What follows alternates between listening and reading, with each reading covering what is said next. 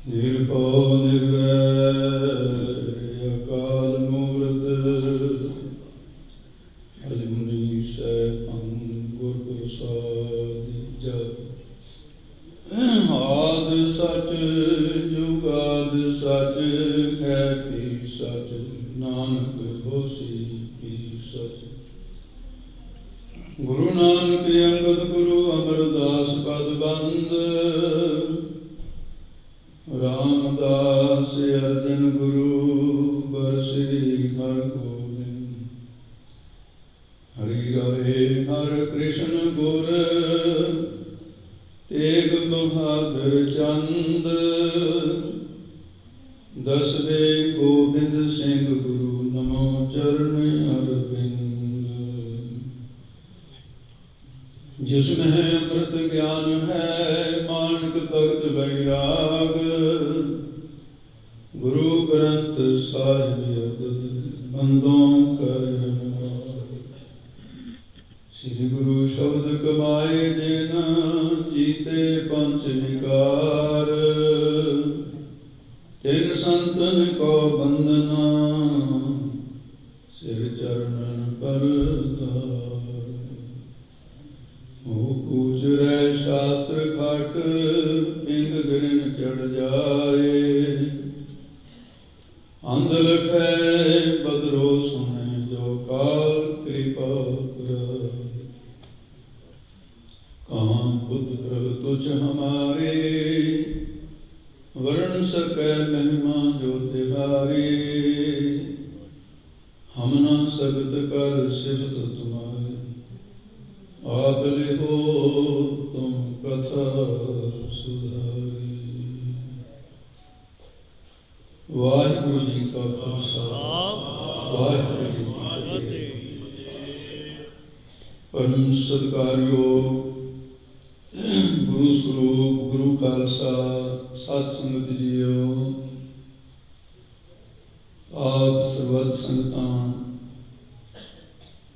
ਸ੍ਰੀ ਗੁਰੂ ਗ੍ਰੰਥ ਸਾਹਿਬ ਜੀ ਦੀ ਪਾਵਨ ਪਵਿੱਤਰ ਹਜ਼ੂਰੀ ਦੇ ਅੰਦਰ ਸਵਾਇਮਾਨ ਹੋ।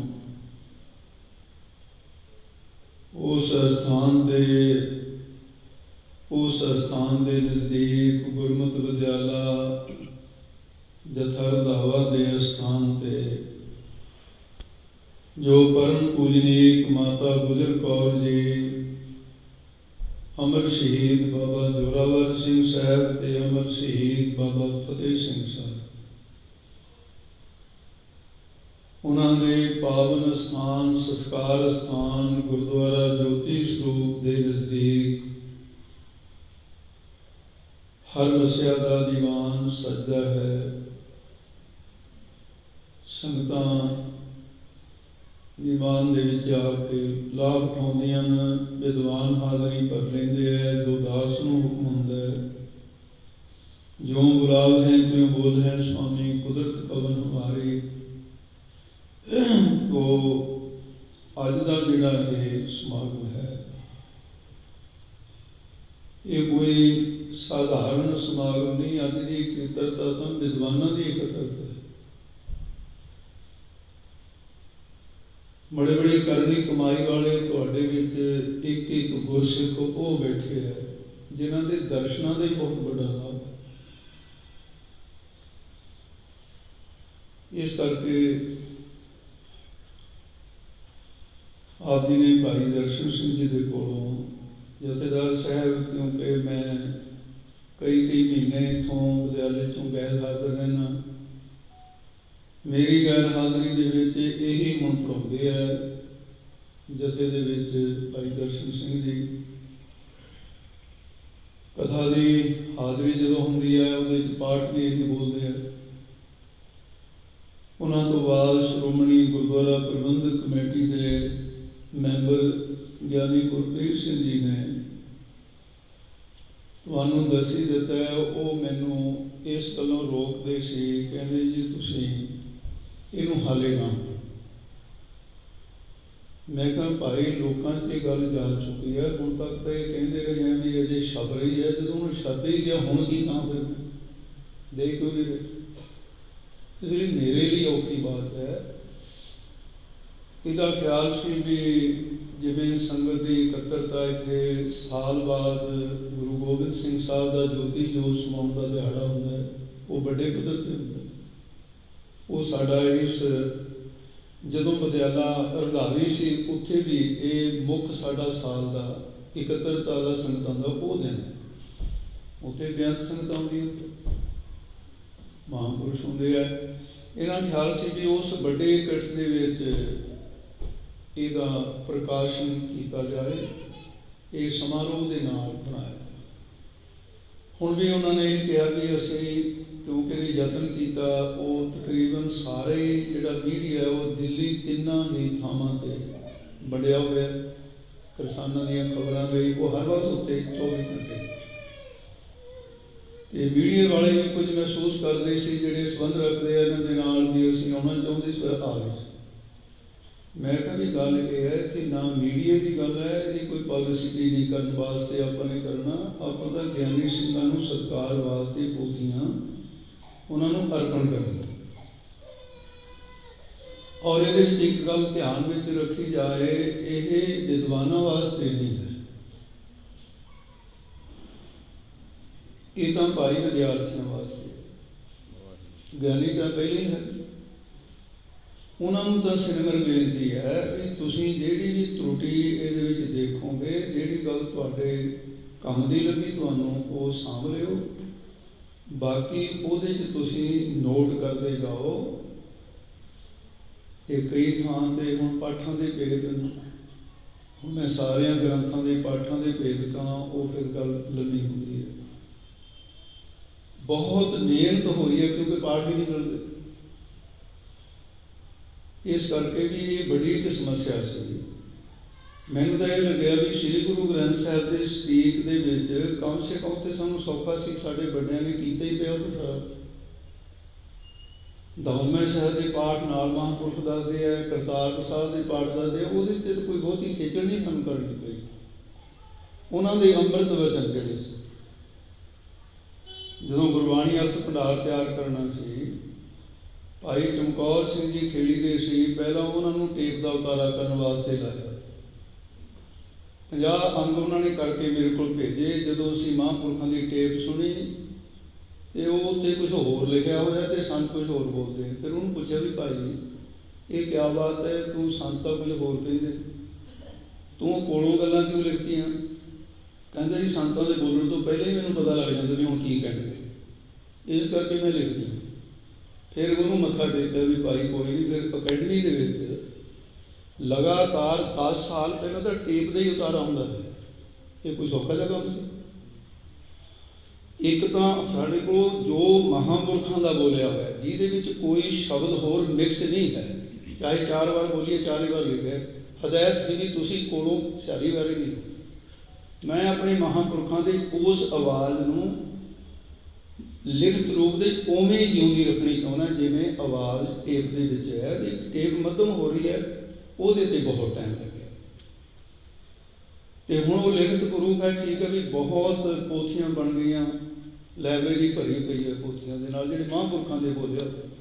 ਪਰ ਖਜ਼ਾਨਾ ਵੀ ਐਡਾ ਵੱਡਾ ਵੀ ਉਹ ਚੀਜ਼ਾਂ ਕਿੱਥੇ ਮਿਲਦੀਆਂ ਜਿਹੜੀਆਂ ਮਹਾਂਪੁਰਖ ਸੰਤ ਗਿਆਨੀ ਗੁਰਬਚਨ ਸਿੰਘ ਜੀ ਨੇ ਬੋਲੀਆਂ।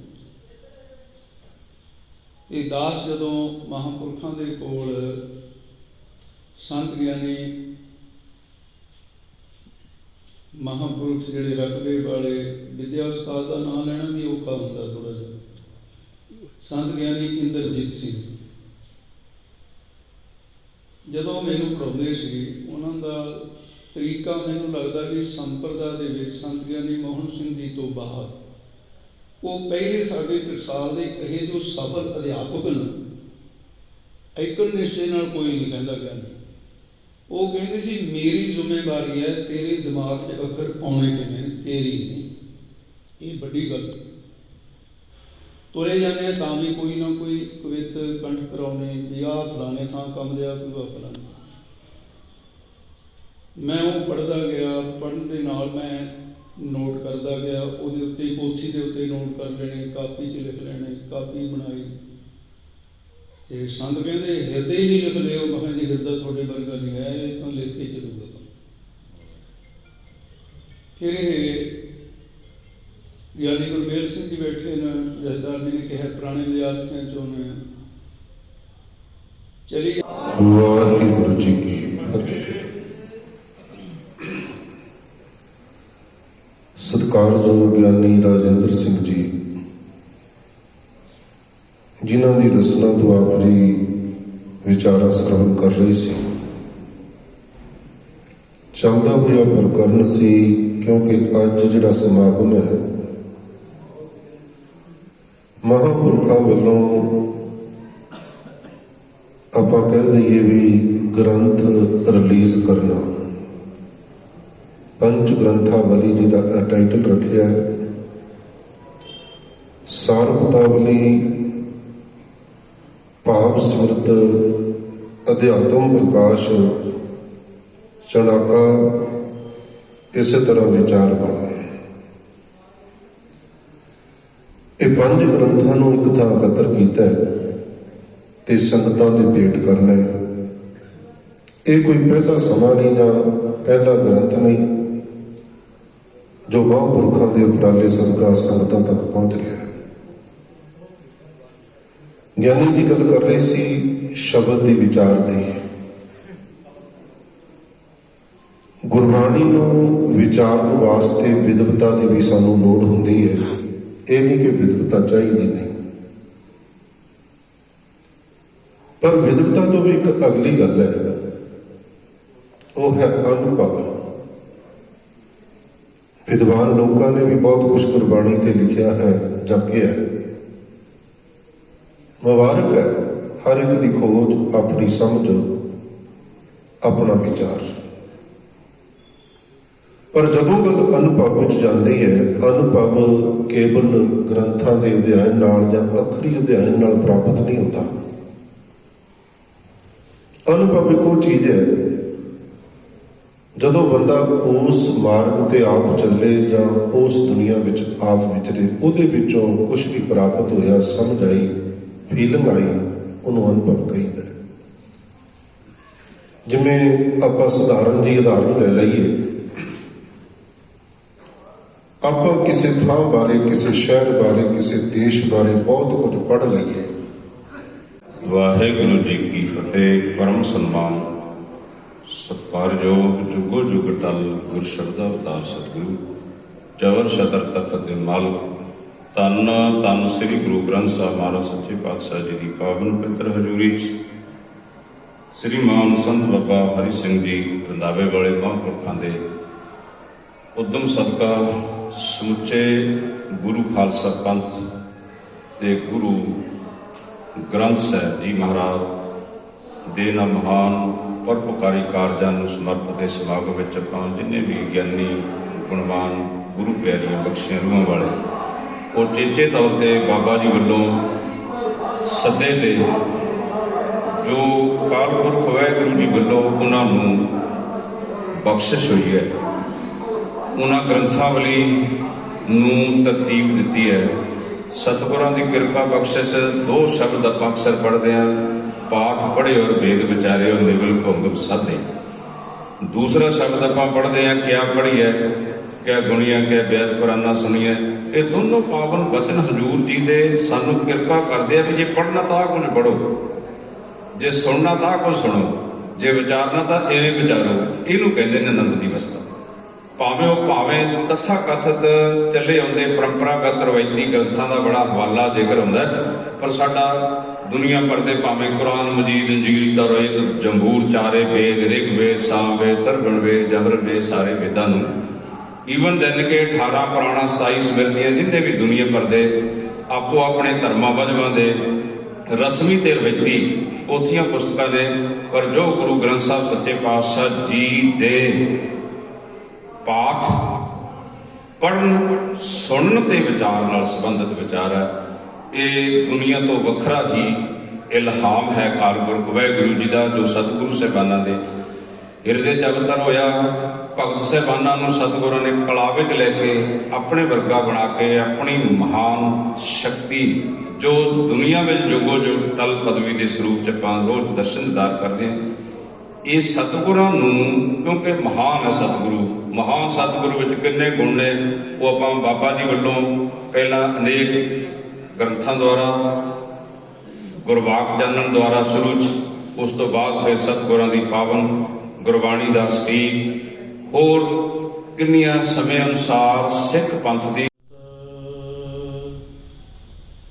ਬਾਰੰਬਾਰ ਹੈ ਬੰਦਨਾ ਸਾਹਿਬ ਸ੍ਰੀ ਗੁਰੂ ਗ੍ਰੰਥ। ਵਾਹਿਗੁਰੂ ਜੀ ਕਾ ਖਾਲਸਾ, ਵਾਹਿਗੁਰੂ ਜੀ ਕੀ ਫਤਿਹ। ਪਰਮ ਸਨਮਾਨਯੋਗ ਸਤਿਗੁਰੂ ਮਹਾਰਾਜ ਸਾਹਿਬ ਜੀ ਦੀ ਸਾਦੀ ਨਿਵਾਜੀ ਹੋਈ ਗੁਰੂ ਸਰੂਪ ਖਾਲਸਾ ਸਾਧ ਸੰਗਤ ਜੀ, ਅੱਜ ਆਪਾਂ ਬਹੁਤ ਹੀ ਵਡਭਾਗੀ ਹਾਂ ਜੋ ਗੁਰਮਤਿ ਵਿਦਿਆਲਾ ਜਥਾ ਰੰਧਾਵਾ ਫਤਿਹਗੜ੍ਹ ਸਾਹਿਬ ਜੀ ਦੀ ਮਹਾਨ ਮੁਕੱਦਸ ਪਵਿੱਤਰ ਧਰਤੀ ਤੇ ਦਸਾਂ ਸਤਿਗੁਰਾਂ ਦੇ ਆਤਮਿਕ ਗਿਆਨ ਸਰੂਪ ਚਾਵਰ ਛਤਰ ਤਖਤ ਦੇ ਮਾਲਕ ਜੁਗੋ ਜੁਗ ਅਟਲ ਸਤਿਗੁਰੂ ਸ੍ਰੀ ਗੁਰੂ ਗ੍ਰੰਥ ਸਾਹਿਬ ਮਹਾਰਾਜ ਜੀ ਦੀ ਚਰਨ ਸਰਨ ਦੇ ਅੰਦਰ ਵਿਸ਼ੇਸ਼ ਰੂਪ ਦੇ ਅੰਦਰ ਇਹ ਗੁਰਮਤਿ ਸਮਾਗਮ ਦੀਆਂ ਹਾਜ਼ਰੀਆਂ ਕਰ ਰਹੇ ਹਾਂ। ਸੋ ਆਪ ਜੀ ਨੂੰ ਸਮੁੱਚਾ ਪ੍ਰੋਗਰਾਮ ਪਹਿਲੇ ਮਹਾਂਪੁਰਸ਼ਾਂ ਨੇ ਦੱਸ ਹੀ ਦਿੱਤਾ ਹੈ। ਬਹੁਤ ਹੀ ਵਿਦਵਾਨ ਆਪ ਜੀ ਦੇ ਨਾਲ ਗੁਰਮਤਿ ਵਿਚਾਰਾਂ ਦੀ ਸਾਂਝ ਪਾ ਕੇ ਗਏ ਹੈ। ਸਾਧ ਸੰਗਤ ਜੀ, ਕਲਮ ਦੇ ਅੰਦਰ ਬਹੁਤ ਵੱਡੀ ਸ਼ਕਤੀ ਹੈ, ਕਲਮ ਦੇ ਅੰਦਰ ਬਹੁਤ ਵੱਡੀ ਤਾਕਤ ਹੈ। ਇਹ ਮਨੁੱਖ ਦੀ ਸੋਚ ਔਰ ਦਿਮਾਗ ਨੂੰ ਬਦਲ ਕੇ ਰੱਖ ਦਿੰਦੀ ਹੈ। ਸਾਹਿਬ ਪੰਥ ਪ੍ਰਕਾਸ਼ ਦੇ ਅੰਦਰ ਗਿਆਨੀ ਗਿਆਨ ਸਿੰਘ ਜੀ ਨੇ ਦੋ ਪੰਥ ਪ੍ਰਕਾਸ਼ ਗੁਰੂ ਖਾਲਸੇ ਪੰਥ ਦੇ ਵਿੱਚ ਨੇ। ਇੱਕ ਹੈ ਪ੍ਰਾਚੀਨ ਪੰਥ ਪ੍ਰਕਾਸ਼ ਰਤਨ ਸਿੰਘ ਭੰਗੂ ਜੀ ਦਾ ਲਿਖਿਆ ਹੋਇਆ, ਦੂਸਰਾ ਹੈ ਪੰਥ ਪ੍ਰਕਾਸ਼ ਗਿਆਨੀ ਗਿਆਨ ਸਿੰਘ ਜੀ ਦਾ ਲਿਖਿਆ ਹੋਇਆ। ਗਿਆਨੀ ਗਿਆਨ ਸਿੰਘ ਜੀ ਨੇ ਪੰਥ ਪ੍ਰਕਾਸ਼ ਦੇ ਵਿੱਚ ਲਿਖਦਿਆਂ ਹੋਇਆਂ ਉਹਨਾਂ ਨੇ ਆਪਣੀ ਇੱਕ ਵਿਥਿਆ ਦੱਸੀ ਹੈ ਕਿ ਮੇਰੇ ਪਹਿਲਾਂ ਲੱਕ ਦੇ ਵਿੱਚ ਗੋਲੀ ਵੱਜ ਗਈ, ਕਹਿੰਦੇ ਮੈਂ ਖੇਤੀ ਦਾ ਕੰਮ ਨਹੀਂ ਸੀ ਕਰ ਸਕਦਾ, ਲਾਚਾਰ ਹੋ ਗਿਆ। ਉਸ ਤੋਂ ਬਾਅਦ ਫਿਰ ਸਤਿਗੁਰੂ ਸੱਚੇ ਪਾਤਸ਼ਾਹ ਜੀ ਨੇ ਬਲ ਬਖਸ਼ਿਆ, ਕਹਿੰਦੇ ਮੇਰੇ ਹੱਥ ਦੇ ਅੰਦਰ ਕਲਮ ਆਈ। ਜਿਹੜੀ ਕਲਮ ਹੈ ਕਹਿੰਦੇ ਉਹਨੇ ਮੈਨੂੰ ਬਹੁਤ ਭਾਰੀ ਵੱਡੀ ਸ਼ਕਤੀ ਔਰ ਨਾਲ ਨਾਲ ਮੈਨੂੰ ਬਹੁਤ ਕਾਮਯਾਬੀ ਬਖਸ਼ੀ। ਸੋ ਧੰਨ ਸੋ ਕਾਗਦ ਕਲਮ ਧੰਨ, ਧੰਨ ਭਾਂਡਾ ਧੰਨ ਮਸ, ਧੰਨ ਲੇਖਾਰੀ ਨਾਨਕਾ ਜਿਨ ਨਾਮ ਲਿਖਾਇਆ ਸੱਚ। ਸੋ ਸ੍ਰੀ ਗੁਰੂ ਗ੍ਰੰਥ ਸਾਹਿਬ ਜੀ ਦੀ ਅੰਮ੍ਰਿਤ ਸਰੂਪ ਗੁਰਬਾਣੀ ਦੇ ਸੰਪਰਦਾਈ ਅਰਥ ਜੋ ਸੀਨੇ ਵਸੀਨੇ ਸੰਤ ਗਿਆਨੀ ਗੁਰਬਚਨ ਸਿੰਘ ਖਾਲਸਾ ਜੀ ਨੇ ਲਿਖੇ, ਔਰ ਨਾਲ ਹੀ ਸਤਿਕਾਰਯੋਗ ਮਹਾਂਪੁਰਸ਼ਾਂ ਨੇ ਜੋ ਚਰਨਾਂ ਦੇ ਉੱਪਰ ਆਪਾਂ ਨੂੰ ਬਹੁਤ ਸੋਹਣੀ ਵਿਆਖਿਆ ਕਰਕੇ ਕਵਿਤ ਦੁਆਰਾ ਸੁਣਾਈ ਹੈ, ਜੋ ਸੰਤ ਗਿਆਨੀ ਗੁਰਬਚਨ ਸਿੰਘ ਖਾਲਸਾ ਜੀ ਨੇ ਹੀ ਸਾਵਨ ਸਰਸੀ ਕਾਮਣੀ ਚਰਨ ਕਮਲ ਸਿਉ ਪਿਆਰ, ਇਹਨਾਂ ਪੰਕਤੀਆਂ ਤੇ ਮਹਾਂਪੁਰਸ਼ਾਂ ਨੇ ਤਿੰਨ ਦਿਨ ਬਹੁਤ ਹੀ ਸੁੰਦਰ ਸੋਹਣੀ ਵਿਆਖਿਆ ਜੋ ਸਤਿਕਾਰਯੋਗ ਮਹਾਂਪੁਰਖ ਸੁਣਾ ਕੇ ਗਏ ਹੈ। ਇਹ ਸੰਤ ਗਿਆਨੀ ਗੁਰਬਚਨ ਸਿੰਘ ਖਾਲਸਾ ਜੀ ਦੇ ਮੁਖੋਂ ਉਚਾਰੀ ਹੋਈ ਤੇ ਔਰ ਉਹਨਾਂ ਦੁਆਰਾ ਕਵਿਤਾ ਆਪਾਂ ਸੁਣਿਆ ਹੈ। ਸੋ ਇਸੇ ਤਰ੍ਹਾਂ ਸਾਧ ਸੰਗਤ ਦੀ ਸਟੇਜ ਤੇ ਬਹੁਤ ਮੰਚ ਤੋਂ ਸੁੰਦਰ ਵਿਚਾਰਾਂ ਬਹੁਤ ਪੱਖਾਂ ਦੇ ਵਿੱਚ ਹੋਈਆਂ ਨੇ, ਔਰ ਜਿਹੜਾ ਗਿਆਨ ਹੈ ਇਹ ਸਾਨੂੰ ਧਾਰਮਿਕ ਗ੍ਰੰਥਾਂ ਦੇ ਵਿੱਚੋਂ ਪ੍ਰਾਪਤ ਹੁੰਦਾ, ਜੋ ਸੰਪਰਦਾਈ ਵਿਆਖਿਆ ਹੈ, ਸੰਪਰਦਾਈ ਅਰਥ ਹਨ। ਸੰਤ ਬਾਬਾ ਸੁੰਦਰ ਸਿੰਘ ਜੀ ਭਿੰਡਰ ਕਲਾਂ ਵਾਲੇ ਮਹਾਂਪੁਰਸ਼ ਜਿਹੜੇ ਸਾਧ ਸੰਗਤ ਜੀ ਬਹੁਤ ਅਨਮਤਾਂ ਦੀ ਵਿਦਿਆ ਪੜ੍ਹੇ ਹੋਏ ਸਨ ਤੇ ਉਹਨਾਂ ਵਰਗਾ ਸੰਸਾਰ ਦੇ ਵਿੱਚ ਐਸਾ ਵਿਦਵਾਨ ਹੋਣਾ ਬੜਾ ਮੁਸ਼ਕਲ ਹੈ। ਇਹ ਤਕਰੀਬਨ ਉਹਨਾਂ ਮਹਾਂਪੁਰਸ਼ਾਂ ਦਾ ਇੱਕ ਤਾਂ ਜਿਵੇਂ ਸੰਤ ਦਰਸ਼ਨ ਸਿੰਘ ਜੀ ਦੱਸ ਕੇ ਗਏ ਨੇ, ਸ਼ਾਸਤਰ, ਜੁਗਤੀ ਔਰ ਅਨੁਭਵ। ਉਹਨਾਂ ਮਹਾਂਪੁਰਸ਼ਾਂ ਦੇ ਅਨੁਭਵ ਦੇ ਵਿੱਚੋਂ ਵੀ ਮਹਾਨ ਸੁੰਦਰ ਵਿਚਾਰਾਂ ਜਿਵੇਂ ਸੀਨੇ ਵਸੀਨੇ ਚਲੀਆਂ ਆਈਆਂ ਨੇ, ਉਹ ਇਹਨਾਂ ਮਹਾਂਪੁਰਸ਼ਾਂ ਨੇ ਲਿਖਤੀ ਰੂਪ ਉਸ ਨੂੰ ਦਿੱਤਾ। ਸੋ ਬਹੁਤ ਹੀ ਮਹਾਂਪੁਰਸ਼ਾਂ ਦਾ ਧੰਨਵਾਦ ਹੈ। ਸਤਿਗੁਰੂ ਗੁਰੂ ਕਲਗੀਧਰ ਸੱਚੇ ਪਾਤਸ਼ਾਹ ਜੀ ਨੇ ਗੁਰਮੁਖ ਦੀ ਵਿਦਿਆ ਪੜਾਉਣ ਵਾਲੇ ਨੂੰ ਸਾਧ ਸੰਗਤ ਜੀ ਰਹਿਤਨਾਮਿਆਂ ਦੇ ਵਿੱਚ ਬਚਨ ਲਿਖੇ ਮਿਲਦੇ ਨੇ, ਜੋ ਗੁਰ ਕੀ ਬਾਣੀ ਸਿਖਲਾਵੇ ਜੀਵਨ ਮੁਕਤ ਅਵਸਥਾ ਪਾਵੇ।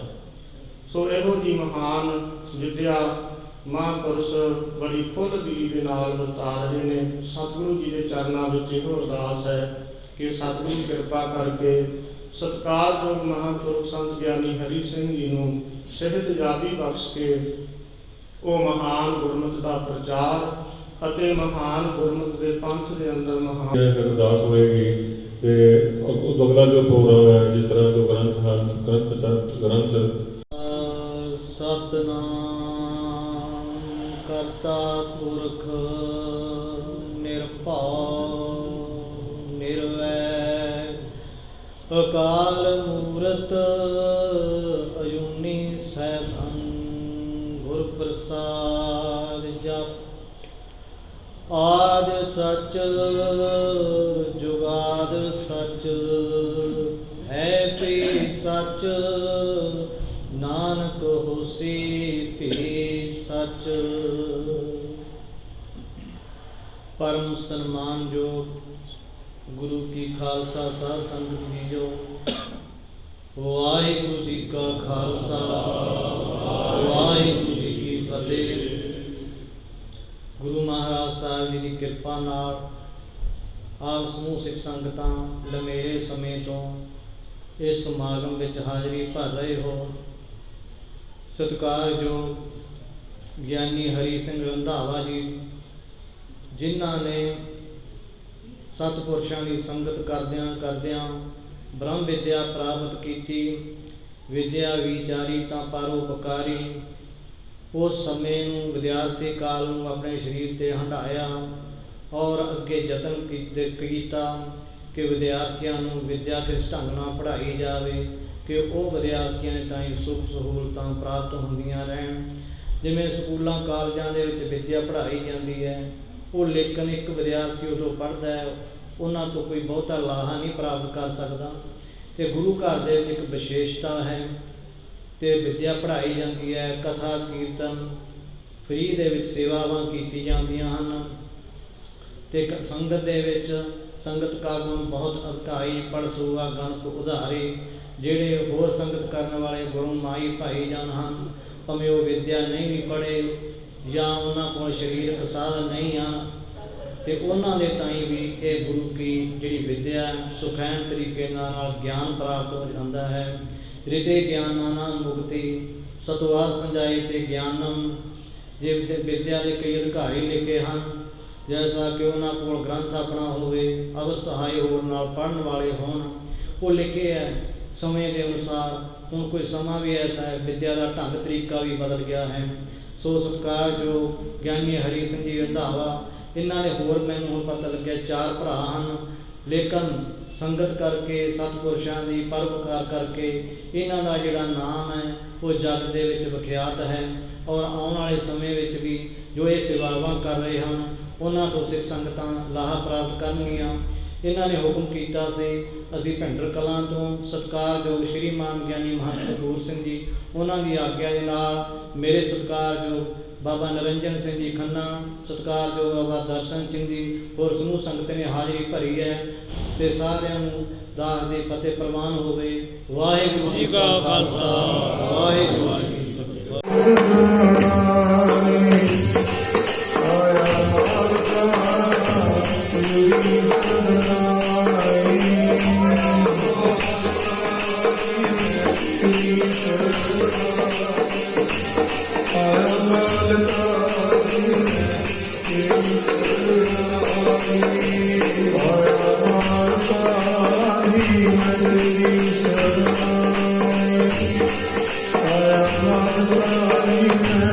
I am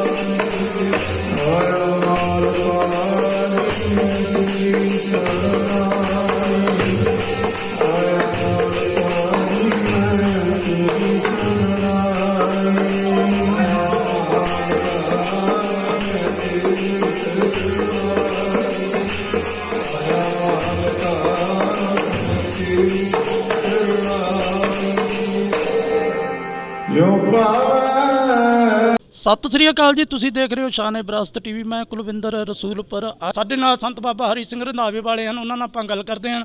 ਬਾਬਾ ਜੀ, ਵਾਹਿਗੁਰੂ ਜੀ ਕਾ ਖਾਲਸਾ। ਵਾਹਿਗੁਰੂ ਜੀ ਕਾ ਖਾਲਸਾ ਵਾਹਿਗੁਰੂ ਜੀ। ਕਿੰਨਾ ਸਮਾਂ ਹੋ ਗਿਆ ਗ੍ਰੰਥਾਂ ਨੂੰ ਤਿਆਰ ਕਰਦਿਆਂ ਨੂੰ? ਕਿੰਨੀ ਘਾਲਣ ਕੀਤੀ ਹੈ ਤੇ ਅੱਜ ਸੰਗਤ ਦੇ ਸਨਮੁਖ ਕੀਤੇ ਹੈ, ਕਿੰਨੀ ਕੁ ਖੁਸ਼ੀ ਮਹਿਸੂਸ ਕਰ ਰਹੇ ਹੋ? ਦੇਖੋ, ਬੇਨਤੀ ਇਸ ਤਰ੍ਹਾਂ ਜੀ, ਖੁਸ਼ੀ ਤਾਂ ਹੁੰਦੀ ਹੈ ਜੇ ਕੁਝ ਆਪ ਕੀਤਾ ਹੋਵੇ। ਕਬੀਰ ਨਾ ਹਮ ਕੀਆ ਨਾ ਕਰਾਂਗੇ ਨਾ ਕਰ ਸਕੇ ਸਰੀਰ, ਜੋ ਕੁਛ ਕੀਆ ਸੋ ਹਰ ਕੀਆ ਭਇਓ ਕਬੀਰ ਕਬੀਰ। ਇਸ ਕਰਕੇ ਮੈਂ ਖੁਸ਼ੀ ਗਮੀ ਵਾਲੀ ਤਾਂ ਗੱਲ ਹੀ, ਮੈਂ ਸਤਿਗੁਰਾਂ ਦੇ ਧੰਨਵਾਦ ਮੇਰਾ ਹਿਰਦਾ ਕਰ ਰਿਹਾ ਵੀ ਉਹਨਾਂ ਨੇ ਇਹ ਕਾਰਜ ਕਰਾ ਲਿਆ। ਮੈਂ ਇਹਦੇ ਬਾਰੇ ਕੁਝ ਨਹੀਂ ਕਹਿਣਾ ਸਕਦਾ। ਔਰ ਨਾਲੇ ਸੰਗਤਾਂ ਬਹੁਤ ਦੇਰ ਦੀਆਂ ਬੈਠੀਆਂ, ਆਪਾਂ ਬਹੁਤਾ ਸਮਾਂ ਨਾ ਲਾਈਏ। 2 ਮਿੰਟ ਸੰਤ ਜੀ ਤੋਂ ਬੁਲਾ ਦਿਓ ਬਸ। ਵਾਹਿਗੁਰੂ ਜੀ ਕਾ ਖਾਲਸਾ ਵਾਹਿਗੁਰੂ। ਸੰਗਤਾਂ ਦਾ, ਮਹਾਂਪੁਰਸ਼ਾਂ ਦਾ, ਦੇਸ਼ ਪ੍ਰਦੇਸ਼ ਦੇ ਬੈਠੀਆਂ ਸਾਰੀਆਂ ਸੰਗਤਾਂ ਦਾ ਬਹੁਤ ਬਹੁਤ ਧੰਨਵਾਦ। ਪਰਮ ਪੂਜਨੀ ਮਾਤਾ ਗੁਜਰ ਕੌਰ ਜੀ ਦਾ, ਬਾਬਾ ਜੋਰਾਵਰ ਸਿੰਘ, ਬਾਬਾ ਫਤਿਹ ਸਿੰਘ ਸਾਹਿਬ ਦਾ, ਜਿਨ੍ਹਾਂ ਦੇ ਚਰਨਾਂ ਵਿੱਚ ਰਹਿ ਕੇ ਸਾਰਾ ਕਾਰਜ ਜਿਹੜਾ ਹੈ ਨਿਪਰੇ ਚੜ੍ਹਿਆ। ਸਾਰੇ ਗਿਆਨੀ ਸਿੰਘ ਸਾਹਿਬਾਨਾਂ ਦਾ, ਸਾਰੀਆਂ ਸੰਗਤਾਂ ਦਾ ਬਹੁਤ ਬਹੁਤ ਧੰਨਵਾਦ ਜਿਨ੍ਹਾਂ ਨੇ ਆਪਣਾ ਸਮਾਂ ਦਿੱਤਾ ਹੈ। ਵਾਹਿਗੁਰੂ ਜੀ ਕਾ ਖਾਲਸਾ ਵਾਹਿਗੁਰੂ। ਬਾਬਾ ਜੀ,